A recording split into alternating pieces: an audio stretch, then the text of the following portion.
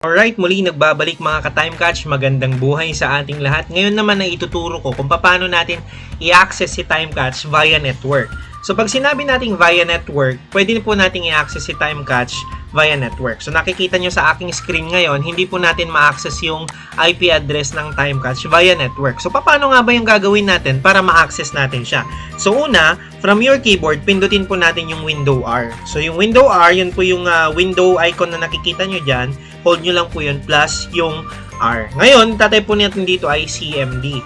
Okay, supposedly, nandun po kayo sa TimeCatch server, yung pinaglalaginan natin. I-type nyo po ito. Then, press po natin yung enter. Once na press natin yung enter, may command lang po tayong i-run. So, ipconfig. So, once na clinic natin or in-enter natin, right after we enter ipconfig, may makikita po kayo ditong IP address.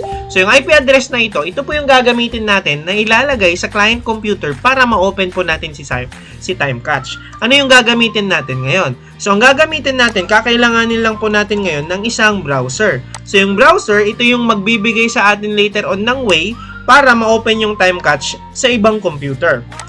So, ngayon dito, ilalagay po natin yung /9. And then, doon sa inyong end, actually, automatically na mag-open. Pero since I'm working with my local host, ang makikita nyo po dito ay yung time catch ng, ayan.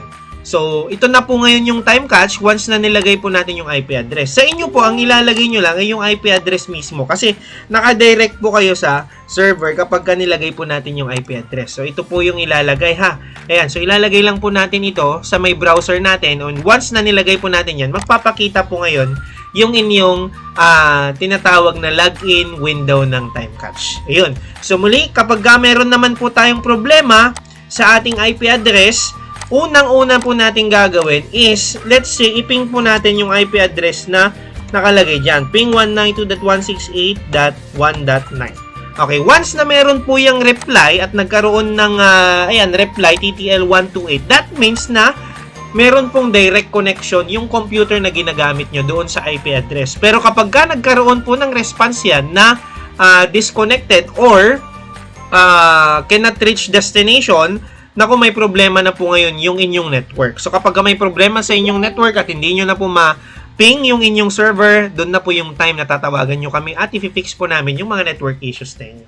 Okay, so yan lang po muli. Kita-kits po tayo sa susunod na session ng ating TimeCatch video. Maraming salamat!